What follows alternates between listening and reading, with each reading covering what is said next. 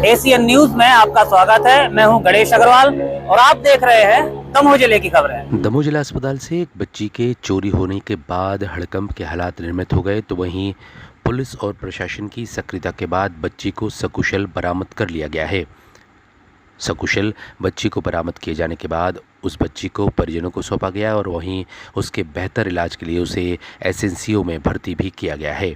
मालूम हो कि पथरिया से आई इस बच्ची को इलाज के लिए अस्पताल में भर्ती कराया गया था, जहां से यह बच्ची चोरी हो गई थी। और इस मामले की जानकारी जैसे ही पुलिस को दी गई, तत्परता के साथ दमोह के पुलिस अधीक्षक श्रुतकीर्ति सोमवंशी, एडिशनल एसपी संदीप मिश्रा के निर्देशन में लगातार टीम के द्वारा काम किया गया है। सिटी एसपी अभिषेक तिवारी के साथ कोतवाली थाना प्रभारी आनंद सिंह के द्वारा इस मामले पर कार्य किया गया और सीसीटीवी फुटेज खंगाले गए और इसके बाद इस बच्ची को बरामद किया गया है। तो वहीं जिला प्रशासन के मुखिया कलेक्टर सुधीर कुमार कोचर भी जिला अस्पताल पहुंचे, तो वहीं इस मामले पर क्या कुछ पूरा मामला सामने आया है हम आपको सुनाते हैं। तो वहीं बच्ची जिस महिला के पास से बरामद हुई है उसका क्या कहना है, पुलिस अधीक्षक का क्या कहना है और दमोह के जिलाधीश महोदय का क्या कहना है, आपको सुनाते हैं। कुल मिलाकर के बच्ची सकुशल बरामद कर ली गई है। वहीं पुलिस अब पूरे मामले की जांच और छानबीन में जुटी है, जिससे आगामी कार्रवाई की जाएगी। Bureau report, Asian news. अब आपकी इच्छा है तो यहाँ कैसे पहुँची?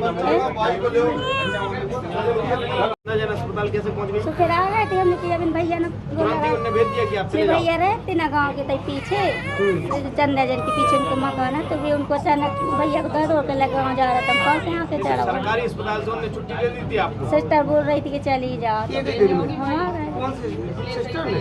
हाँ नाम क्या बताया पूरा आपने? लक्ष्मी सेन। लक्ष्मी सेन। पति का नाम? ब्रज किशोर सेन। भी तो खत्म हो गया। जहाँ पर बंदेज है ज्यादा करके चूहा कुतर रखियो ने अस्पताल में। कौन ने कही थी? हमारी माता का दवा हुआ है। तो तुम बिना छुट्टी करे तो सरकारी कागजात पे बिना डिस्चार्ज की तुम आ गई? नहीं, एक सिस्टर ने बोली थी कि चली जाओ, कछु नहीं है। सिस्टर ने बोली थी, हमने पूछी थी और यही बच्चा है, यही लेके आई? यही बच्चा है, सब बच्ची है। तो सब लोग इस पर क्यों कह रही है उनको? अब मालूम नहीं है। ये आज की डिलीवरी का बच्चा तो नहीं लग रहा भाई? दीदी ऐसा कितने किलो का हुआ था? 3.5 का बोल रहा था। ये जो महिला थी, ये पथरिया में इसने बच्चे को जन्म दिया था। बच्चे की तबीयत ख़राब हुई तो बच्ची को यहाँ पर चेक करवाने के लिए लेके आई थी। ऑब्जर्वेशन के लिए डॉक्टर ने उसको भर्ती किया है। ये जो दूसरी महिला जिसने बच्चे को चोरी किया, ये उसके पास आई, उसने उससे बातचीत की और थोड़ी देर तक उसको ये बातों में उलझाए रखी थी कि वो महिला कुछ देर के लिए यहाँ से चली जाए और बच्चे को अपने साथ ले जाए, पर वो महिला वहाँ से नहीं गई।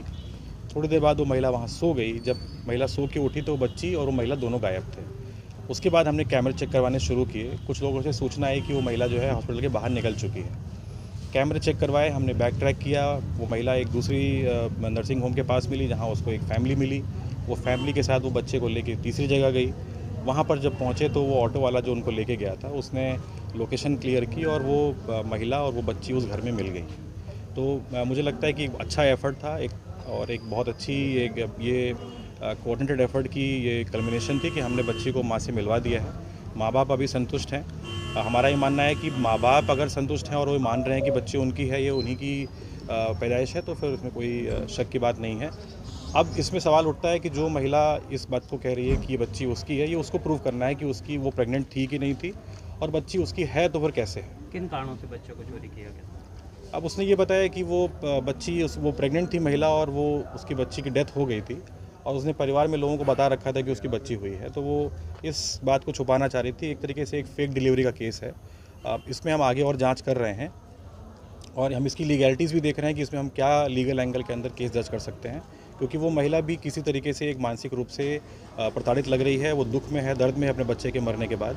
तो इन दोनों चीज़ों को हम मद्देनजर रखेंगे और फिर केस आगे दर्ज करेंगे। भविष्य में इस तरह की घटनाएं ना हो उसके लिए क्या?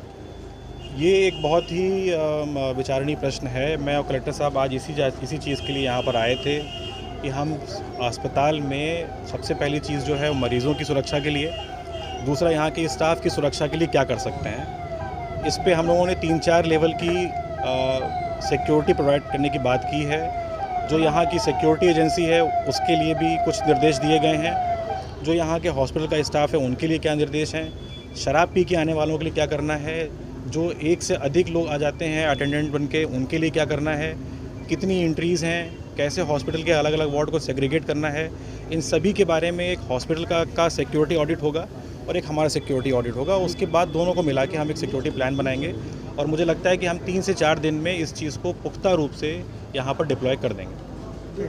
Thank you. बालिका जो जिसका जन्म पथरिया में हुआ था, वो यहाँ पर उसको फीवर था, इसके कारण यहाँ पर उसको लेकर के आए थे और उसको चोरी होने की घटना सामने आई थी दोपहर के बाद। तो उसके बाद पुलिस ने तत्परता से कार्रवाई करते हुए सारे सीसीटीवी फुटेज खंगाले यहाँ पर और हमारे एसडीएम, हमारे एसडीओपी, हमारे एसपी साहब सभी लोग तत्काल उसमें लग गए थे काम में और उसी का परिणाम है कि पुलिस प्रशासन की तत्परता का कि वो बच्ची सकुशल जो है उसको सुरक्षित रूप से ले आया गया है और डॉक्टर्स ने उसके सभी वाइटल्स भी चेक कर लिए हैं। बच्ची पूरी तरह से स्वस्थ है और वो अब अपनी माँ के पास है और अब उनका परिवार मतलब अब उनको जो है संतुष्टि मिली है कि वो आ गई है बच्ची। और इसी कारण से और अभी आज सुबह भी सीएस मैडम ने भी रिव्यू किया था, जब कलकत्ता की घटना हुई उसके बाद से सभी अस्पतालों में सुरक्षा आदि की व्यवस्था को लेकर के, तो हमारा और एसपी साहब का आज प्लान भी था कि हम लोग आज हॉस्पिटल को देखने के लिए आएंगे। तो मुख्य रूप से 2-3 चीज़ों पर हमारी डिस्कशन हुई है।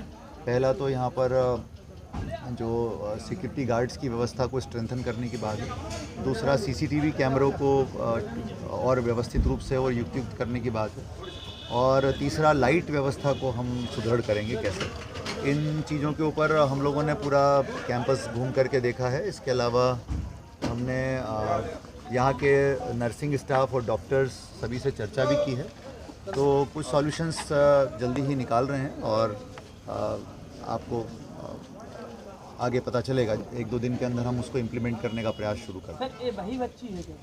हाँ, ये वही बच्ची है। सर, लगातार अस्पताल प्रबंधन के ऊपर आरोप लगाए गए हैं कि यहाँ पर अनियमितता पाई जाती है, लेकिन उसके ऊपर लगातार प्रशासन द्वारा कभी भी ऐसी कोई कार्रवाई नहीं की गई और ना ही ऐसा कोई जांच की बात की गई है, लेकिन आज तक ऐसी कोई भी जांच नहीं की। देखिए, जब भी ऐसा कोई बात सामने आती है तो तत्काल उस पर जांच भी की जाती है और कार्रवाई भी की जाती है। यहाँ पर जो एक बड़ी समस्या निकल कर के आई है कि लोग बहुत ज़्यादा ड्रिंक करके यहाँ पर आते हैं रात के समय में कई बार और वो फिर लोगों को परेशान करते हैं। एक समस्या ये बड़ी सामने आई है। दूसरी बड़ी चैलेंज ये सामने आया है कि एक मरीज़ के साथ कई सारे अटेंडर्स आ जाते हैं और वो फिर सभी लोग कहते हैं कि हम भी अंदर जाना चाहते हैं। ये एक दूसरा बड़ा प्रॉब्लम है जिससे कि थोड़ी सी दिक्कत खड़ी होती है। तीसरी समस्या ये है कि यहाँ पर कुछ आदतन लोग हैं जो डेली या हर दूसरे तीसरे दिन जो है अस्पताल में एडमिट होने के लिए आते हैं। वो केवल इसलिए आते हैं कि ताकि उनको यहाँ का भोजन मिल सके और यहाँ पर वो आराम से रात भर रह सकें। तो ऐसे लोगों को चिन्हांकित करके उनके खिलाफ कार्रवाई की जाएगी। साथ में ये स्ट्रिक्टली फॉलो कराया जाएगा कि मरीज़ के साथ अधिकतम एक अटेंडर ही आए। उसकी व्यवस्था हम लोग सुदृढ़ करने का काम करेंगे। मैंने बताया आपको कि सीसीटीवी आज जैसे ये बच्ची को रेस्क्यू किया गया है तो सीसीटीवी कैमरे के फुटेज बहुत व्यवस्थित रूप से मिल गए और उस कारण से बड़ी मदद मिली कि वो बच्ची रेस्क्यू हो पाई समय पर। तो और उसको स्ट्रेंथन इस मामले में एडिशनल एसपी खुद मौके पर पहुंचे थे और उन्होंने लगभग 2 घंटे के बाद उनको सीसीटीवी फुटेज भी उपलब्ध नहीं हो पाए थे जहां पर बच्ची भर्ती थी। इस मामले में आप क्या कहेंगे? देखिए, जब सभी लोग जैसी घटना का पता चला, हमारी पुलिस की टीम, हमारे एसडीएम सभी लोग यहाँ पर आ गए और सीसीटीवी कैमरे के जो फुटेज थे वो मिल गए और मिलने के बाद तत्काल पहचान करके किस जगह पे गई हैं और उसको रेस्क्यू करने की कार्रवाई की गई। तो मुझे लगता है 3 से 4 घंटे के अंदर सारी कार्रवाई हो गई और नो डाउट ये दुर्भाग्यपूर्ण घटना है और इसकी जिम्मेदारी से हम पीछे नहीं हटते। ये होना नहीं चाहिए था बिल्कुल, लेकिन किसी भी हमारी टीम ने तत्परता में कोई कमी नहीं रखी है।